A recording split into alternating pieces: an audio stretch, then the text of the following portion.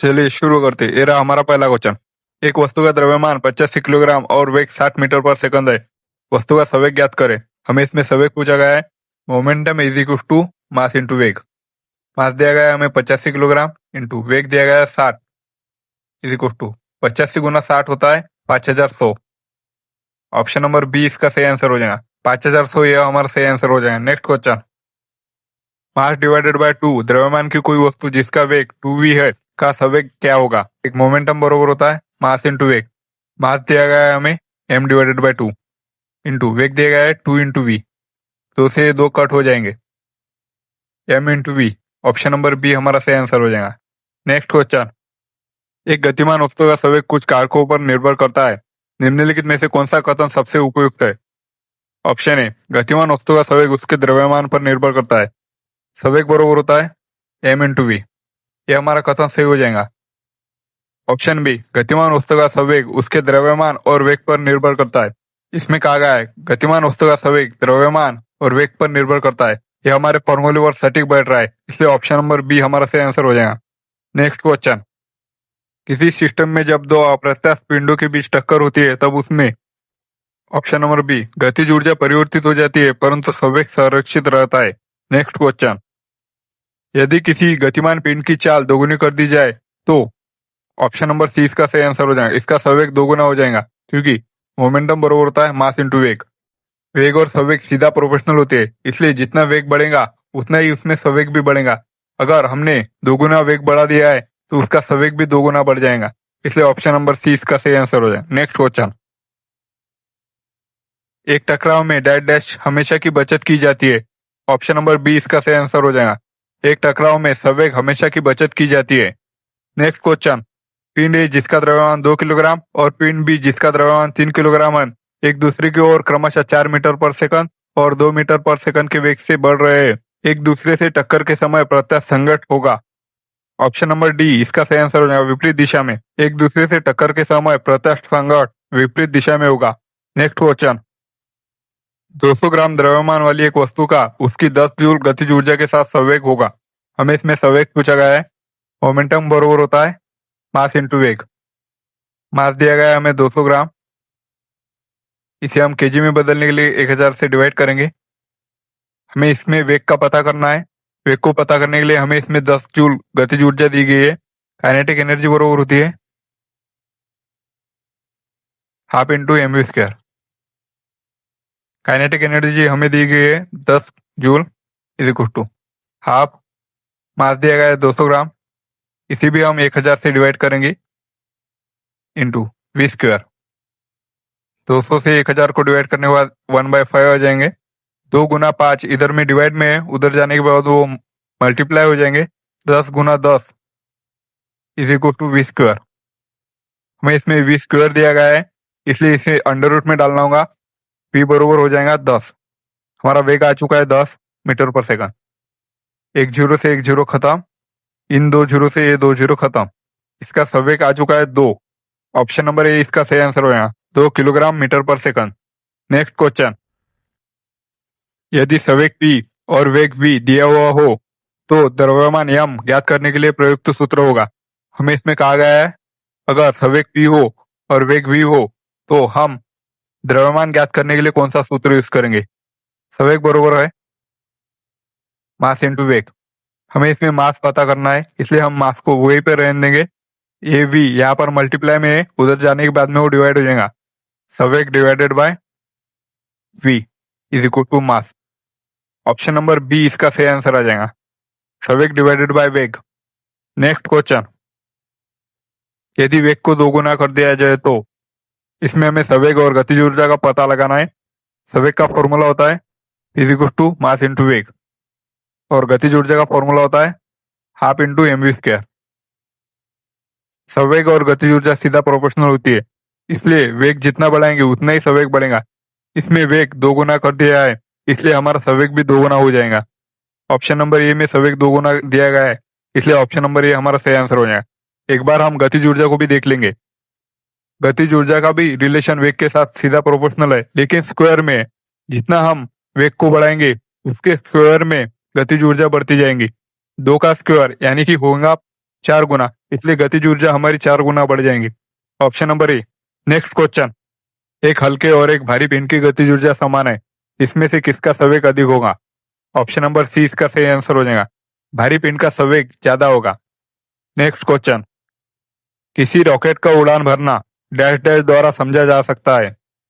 Option number B इसका सही answer हो जाएगा, किसी रॉकेट का उड़ान भरना संवेग संरक्षण के नियम के द्वारा समझा जा सकता है। नेक्स्ट क्वेश्चन, एक सेल के विस्फोट के बाद कई टुकड़े अलग अलग दिशाओं में उड़ जाते हैं, इस स्थिति में क्या संरक्षित रहता है?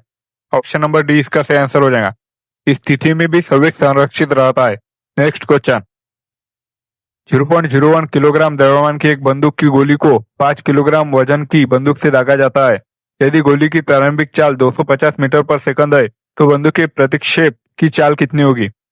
इसमें हमें बंदूक की प्रतिक्षेप की चाल बताना है। हम सबको पता है इसमें बंदूक का संवेग और गोली का संवेग बराबर होगा, इसलिए हम गोली के संवेग को m1 और v1 से दिखाएंगे।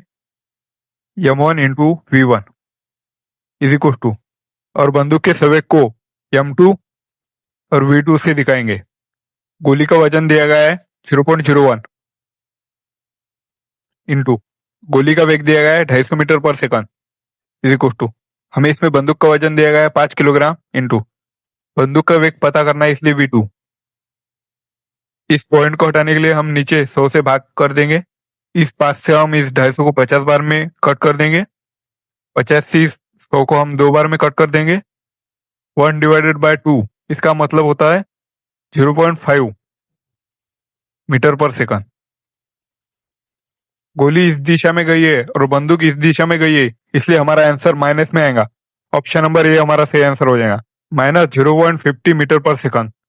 Next question, 10 metre per second से गतिमान एक 2000 किलोग्राम का ट्रक ट्रैफिक लाइट पर खड़ी एक कार से टकराता है। टकराव के बाद दोनों एक साथ 8 मीटर पर सेकंड की गति से चलते हैं। कार का द्रव्यमान डैश डैश है। हमें इसमें कार का द्रव्यमान पूछा गया है। हमें इसमें कहा गया है एक कार ट्रैफिक लाइट पर खड़ी है, वह ट्रक खड़ी कार से टकराता है। टकराव के बाद वो दोनों एक साथ 8 मीटर पर सेकंड की गति से चलते, वो दोनों एक साथ यानी कि वो जुड़ जाते हैं, इसलिए हमें जोड़ने का फॉर्मूला यूज करना होगा। m1 v1 यह हम ट्रक के लिए यूज करेंगे और m2 v2 यह हम कार के लिए यूज करेंगे। m1 into v1 plus m2 into v2 is equal to, यह दोनों कार जुड़ चुकी है, इसलिए m1 प्लस m2 इंटू वेग। हमें ट्रक का मास दिया गया है 2000 किलोग्राम इंटू ट्रक का वेग दिया है 10 मीटर पर सेकंड, प्लस इसमें हमें कार का वेग 0 दिया गया है। मल्टीप्लाई अगर हम किसी का भी करें तो इसमें वो 0 हो जाएगा, इस पूरी की वैल्यू 0 हो जाएंगी, इसलिए हम 0 लिखेंगे इज इक्वल टू m1 यानी कि ट्रक का मास हमें पता है 2000 प्लस कार का मास हमें पता नहीं, इसलिए हम m2 ऐसे के ऐसे लिखेंगे। दोनों के साथ जुड़ने के बाद हमें वेग दिया गया है 8 मीटर पर सेकंड। 2000 गुना 10 होता है 20,000, इधर 2000 गुना 8 होएगा 16,000। यह इधर प्लस में उधर जाने के बाद में वो माइनस हो जाएगा is equal to 8 Guna m2 हो जाएगा 8 m2, 20,000 माइनस 16,000 हो जाएगा 4,000 इज इक्वल टू 8 m2। 8 से इस 4,000 को काट देंगे 500। हमारा सेकंड कार का मास आ चुका है 500 किलोग्राम। ऑप्शन नंबर बी इसका सही आंसर हो जाएगा 500 किलोग्राम। नेक्स्ट क्वेश्चन, 12 ग्राम द्रव्यमान की एक गोली को राइफल से दागा जाता है। गोली इसके बैरल से होकर जाने में कुल 0.006 सेकंड का समय लेती है और इसे 300 मीटर पर सेकंड के वेग से छोड़ती है। राइफल द्वारा गोली पर आरोपित बल क्या होगा? हमें इसमें आरोपित बल बताना है। Force is equal to mass into acceleration. Mass दिया गया है हमें 12 ग्राम, इसे हम किलोग्राम में बदलने के लिए 1000 से डिवाइड करेंगे इंटू एक्सेलरेशन का हमें पता करना है। एक्सेलरेशन बराबर होता है अंतिम वेग माइनस प्रारंभिक वेग डिवाइडेड बाय टाइम। अंतिम वेग हमें दिया गया है 300, प्रारंभिक वेग इसका 0 है, डिवाइडेड बाय टाइम दिया गया है 0.006। 300, इस पॉइंट को हटाने के लिए हम ऊपर 1000 से गुना करेंगे divided by 6। 3 lakh divided by 6 होता है 50,000। एक्सेलरेशन हमारा 50,000 आ चुका है। इस 3 जीरो से इस 3 जीरो को हम काट देंगे। 12 गुना 50 होता है 600। 600 न्यूटन है हमारा सही आंसर आ जाएगा। ऑप्शन नंबर डी इसका सही आंसर हो जाएगा। Next question. डैश डैश वो भौतिक राशि है जो कभी भी ऋणात्मक नहीं हो सकती। ऑप्शन नंबर ए दूरी इसका सही आंसर हो जाएगा।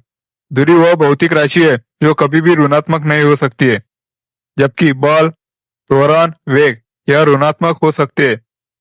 दूरी एक अदिश राशि है। Next question.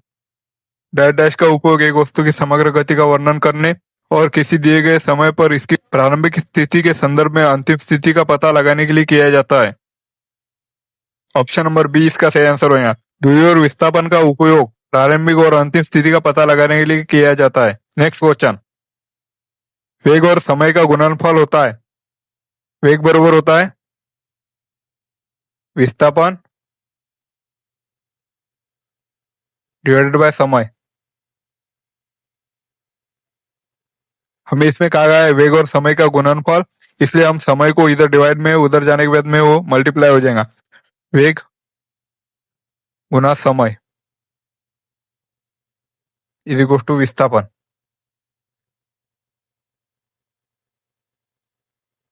Option number B इसका सही आंसर हो जाएगा। Next question. यदि किसी वस्तु द्वारा तय की गई दूरी 0 है तो वस्तु का विस्थापन कितना होगा। ऑप्शन नंबर सी, अगर इसकी दूरी 0 है तो इसका विस्थापन भी 0 होगा। Next question. एक वस्तु को ऊपर की ओर फेंका जाता है, यह 100 मीटर की ऊंचाई तक जाती है और फिर फेंकने वाले के पास वापस आ जाती है, तो डैश डैश। ऑप्शन ए, एक वस्तु का वास्तविक विस्थापन 50 मीटर है। हम सबको पता है, हम यहाँ पर खड़े हैं, हम वस्तु को ऊपर की ओर फेंक रहे हैं। अगर वो 100 मीटर ऊंचाई पर जाने के बाद वापस अपने ही हाथ में आ रही है तो उसका विस्थापन 0 हुआ होगा, इसलिए ऑप्शन नंबर ए हमारा गलत हो जाएगा। ऑप्शन बी, वस्तु द्वारा तय की गई दूरी 0 होगी। अगर हमसे पूछा होता वस्तु द्वारा तय की गई दूरी तो उसमें 200 मीटर हमारा सही आंसर होता। इसमें 0 कहा गया है, इसलिए ऑप्शन नंबर बी भी हमारा गलत हो जाएगा। ऑप्शन सी, वस्तु का वास्तविक विस्थापन 100 मीटर है, यह भी हमारा गलत हो जाएगा क्योंकि विस्थापन तो 0 है। ऑप्शन डी, वस्तु का वास्तविक विस्थापन 0 है। ऑप्शन नंबर डी हमारा सही आंसर हो जाएगा।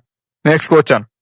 जब एक पर्यवेक्षक के सापेक्ष समय के साथ वस्तु की स्थिति लगातार बदलती जा रही है तो कहा जाता है कि वह गतिशील है। ऑप्शन नंबर बी इसका सही आंसर हो जाएगा। Next question. एक चालक समान गति से अपनी कार को चलाता है और 60 सेकंड में 288 मीटर की दूरी तय करता है। गति ज्ञात करे। हमें इसमें गति ज्ञात करने के लिए कहा गया है, गति बराबर होता है दूरी डिवाइडेड बाय समय। इसमें हमें दूरी दी गई है 288 मीटर, डिवाइडेड बाय समय दिया गया है 60। 288 डिवाइडेड बाय 60 जब हम करेंगे 4.8, यह हमारा सही आंसर आ जाएगा metre per second. Option number A इसका सही आंसर हो जाएगा। Next question. किरण 90 मीटर लंबे पुल में तैरती है, एक छोर से दूसरे छोर तक और फिर वहां से वापस उसी सीधे पथ पर तैरकर वह 2 बार में 360 मीटर की दूरी तय करती है। किरण का औसत वेग क्या है। हमें इसमें औसत वेग कहा गया है। वेग बराबर होता है विस्थापन डिवाइडेड बाय समय। इसमें कहा गया है किरण एक छोर से दूसरे छोर जा रही है, फिर वापस वहां से वहीं पर आ रही है, फिर वापस उधर जा रही है, फिर वापस वहीं पर आ रही है, इसलिए किरण का विस्थापन इसमें 0 हुआ है। इसलिए विस्थापन 0 होने के कारण उसका जो औसत वेग होगा वो भी 0 हो जाएगा। ऑप्शन नंबर ए इसका सही आंसर हो जाएगा। Next question. फ्रेम के संदर्भ में जो समय का फंक्शन है, एक वस्तु की स्थिति में परिवर्तन की दर क्या है, उसे क्या कहा जाता है। ऑप्शन नंबर बी इसका सही आंसर हो जाएगा, उसे वेग कहा जाता है। Next question. औसत चाल और औसत वेग वस्तु की गति दर्शाता है। ऑप्शन नंबर डी इसका सही आंसर हो जाएगा। दिए गए समय अंतराल के दौरान औसत चाल और औसत वेग वस्तु की गति दर्शाता है दिए गए समय अंतराल के दौरान। Next question. एक भीड़ भाड़ वाली सड़क पर एक बस की गति डैश डैश का उदाहरण है। ऑप्शन नंबर ए असमान गति का उदाहरण है। नेक्स्ट क्वेश्चन, चाल, दूरी और समय का सही संबंध डैश डैश है। चाल बराबर होता है दूरी डिवाइडेड बाय समय। चाल को ही हम लिख सकते हैं स्पीड, दूरी को ही हम लिख सकते हैं डिस्टेंस, डिवाइडेड बाय समय को लिख सकते हैं टाइम। ऑप्शन नंबर बी यह सही मिलान कर रहा है, इसलिए ऑप्शन नंबर बी सही हो जाएगा। नेक्स्ट क्वेश्चन, तात्कालिक वेग और औसत वेग तब बराबर होता है जब वस्तु में शून्य त्वरण हो। ऑप्शन नंबर डी इसका सही आंसर हो जाएगा, शून्य त्वरण। नेक्स्ट क्वेश्चन, किसी निर्दिष्ट दिशा में किसी वस्तु की गति को कहा जाता है। ऑप्शन नंबर बी वेग इसका सही आंसर हो जाएगा। नेक्स्ट क्वेश्चन, किस कोण से फेंके जाने पर कोई वस्तु सर्वाधिक दूरी तक प्रक्षेपित होगी। ऑप्शन नंबर डी इसका सही आंसर हो जाएगा।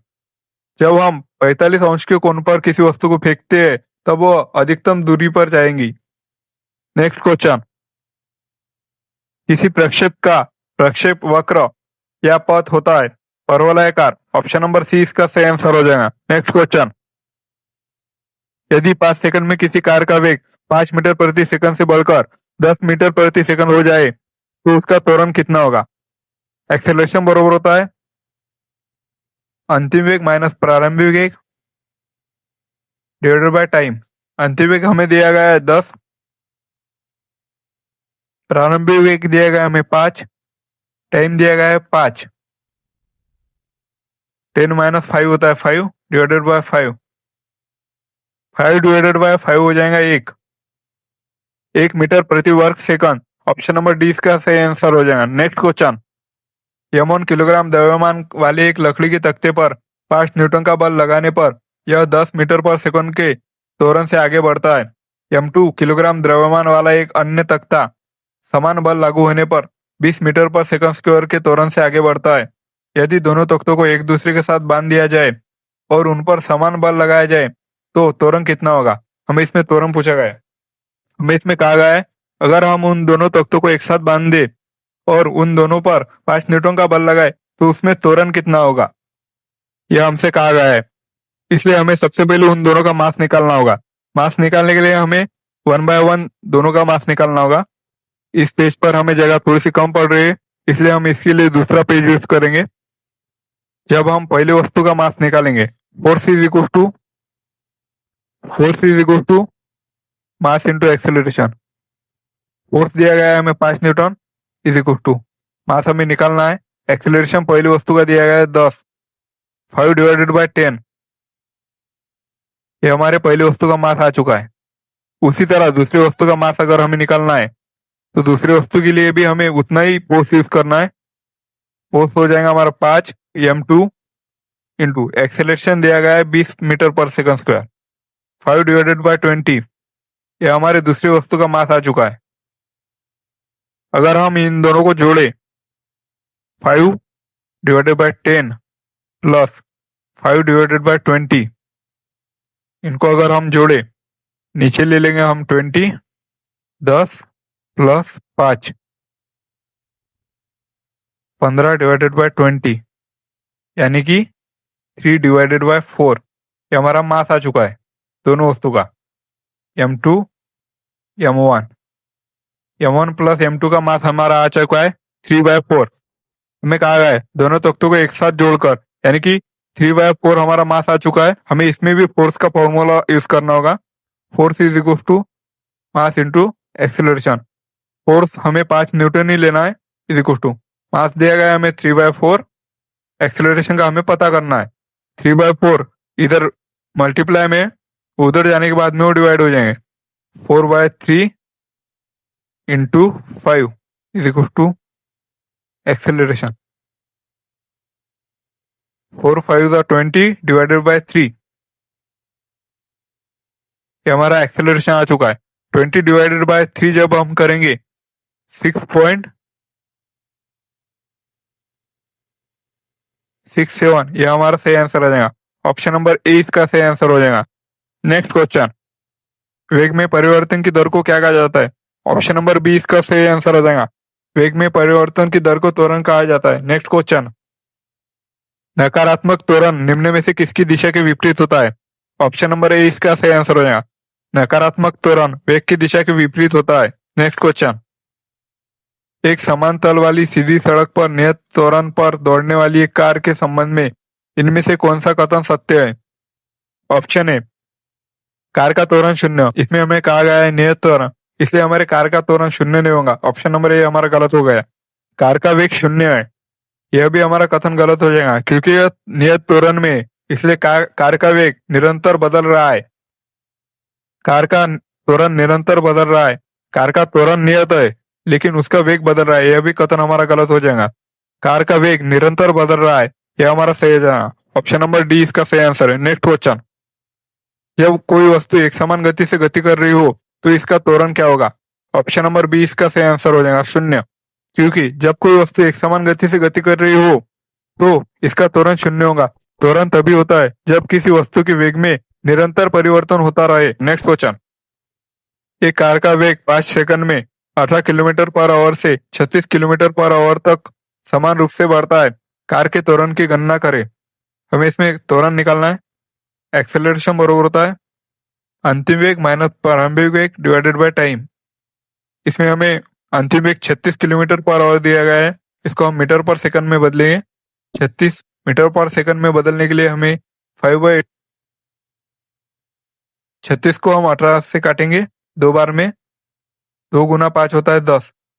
अंतिम वेग हमारा 10 आ चुका है, माइनस प्रारंभिक वेग हमें 18 किलोमीटर पर आवर दिया गया है, इसको भी हम मीटर पर सेकंड से बदलेंगे। 5/18, 18 से 18 कट चुके हैं, 5 मीटर पर सेकंड यह हमारा प्रारंभिक वेग आ चुका है।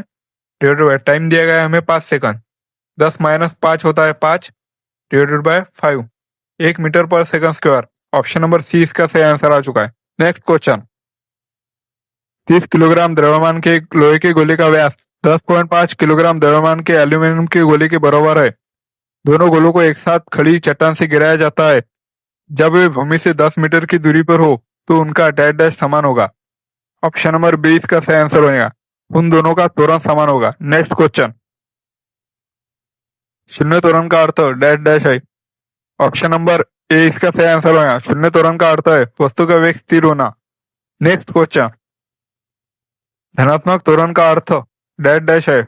ऑप्शन नंबर सी इसका सही आंसर होगा, वस्तु का वेग बढ़ जाता है, यह धनात्मक त्वरण का अर्थ है। नेक्स्ट क्वेश्चन, त्वरण की विमा डैश डैश होती है।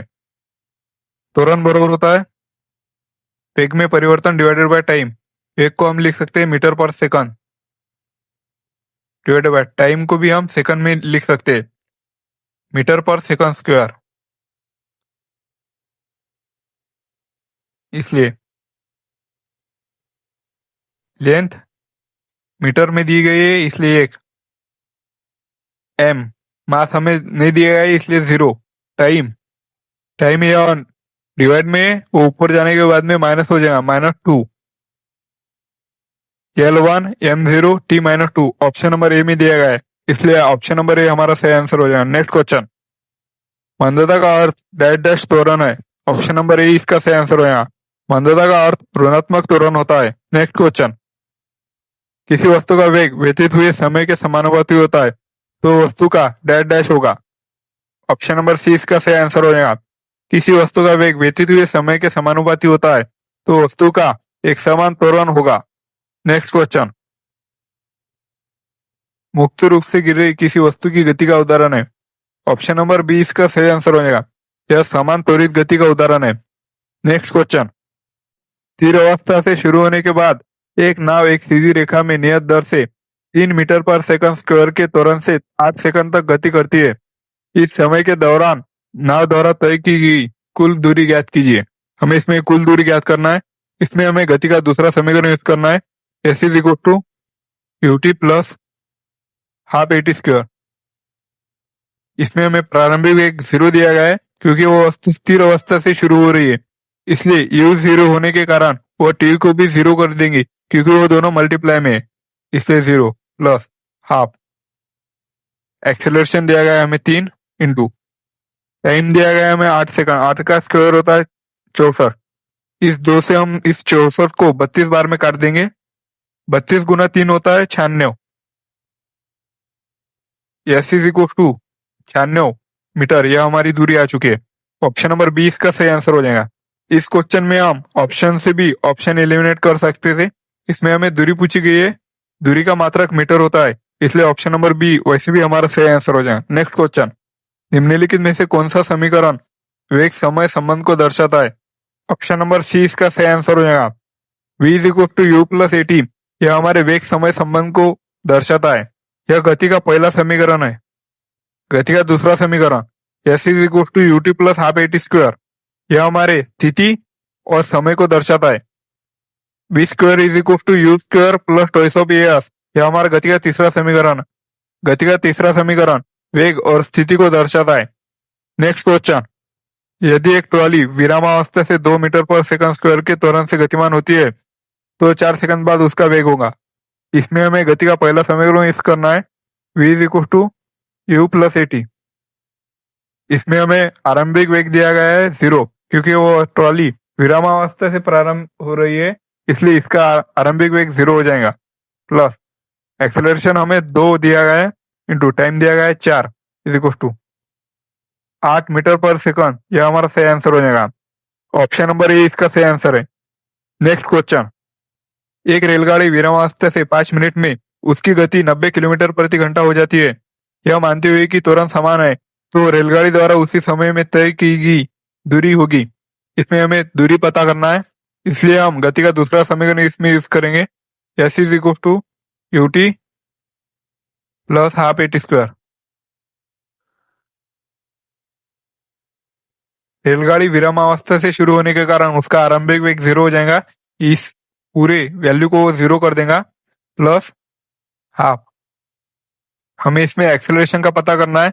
एक्सेलरेशन बराबर होता है अंतिम वेग माइनस प्रारंभिक वेग divided by time.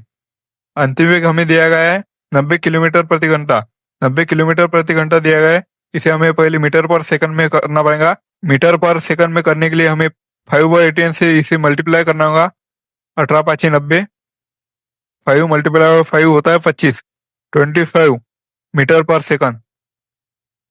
25 metre per second, यह हमारा अंतिम वेग आ चुका है। प्रारंभिक वेग 0 है इसका, डिवाइडेड बाय टाइम दिया गया है हमें इसमें 5 minute.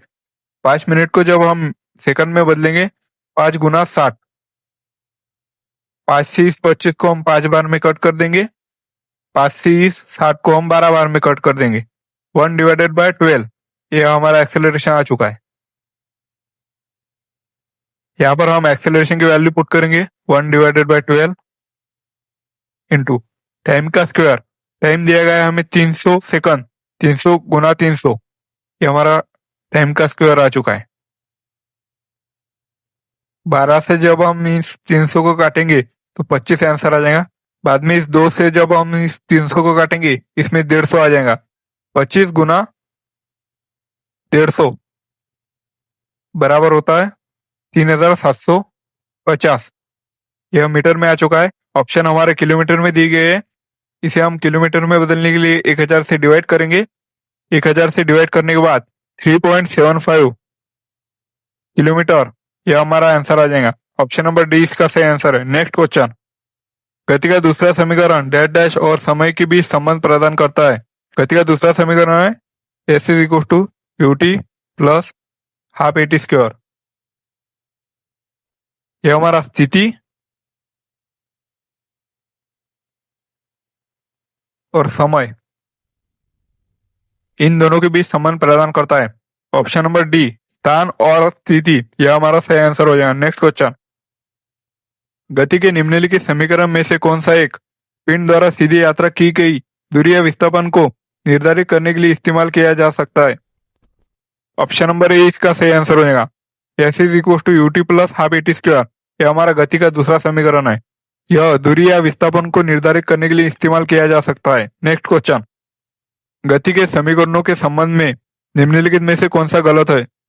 v is equal to u plus a t, यह हमारा सही है। V square is equal to u square plus twice of a s, यह भी हमारा सही हो जाएगा। S is equal to u t plus half a t square, यह भी हमारा सही हो जाएगा। ऑप्शन नंबर ए यह हमारा गलत हो जाएगा, इसलिए ऑप्शन नंबर ए हमारा सही आंसर हो जाएगा। नेक्स्ट क्वेश्चन, 1 किलोग्राम के द्रव्यमान वाली एक वस्तु पूर्व की ओर 2 मीटर पर सेकंड के एक समान वेग के साथ गतिमान है। इस पर उत्तर की ओर 1.5 न्यूटन का बल लगाया जाता है। 2 सेकंड के बाद वस्तु के विस्थापन का मान ज्ञात कीजिए। इसमें हमें 2 सेकंड के बाद वस्तु का विस्थापन का मान ज्ञात करने के लिए कहा गया है। इसलिए हम गति का दूसरा समीकरण यूज करेंगे। S is equal to u t plus half a t square is equal to, इसमें हमें आरंभिक वेग दिया गया है 2 metre per second into time दिया गया है 2 second plus half into acceleration का पता हमें करना है। एक्सेलरेशन के लिए हमें दिया गया है force. Force is equal to mass into acceleration. में हमें मास दिया गया है 1 kg, फोर्स दिया गया है 1.5 न्यूटन इंटू एक्सेलरेशन इसमें हमें पता करना है। इधर एक मल्टीप्लाई में उधर जाने के बाद में डिवाइड हो जाएगा 1.5 डिवाइडेड बाय 1। ये हमारा एक्सेलरेशन आ चुका है। एक्सेलरेशन आ चुका है हमारा 1.5।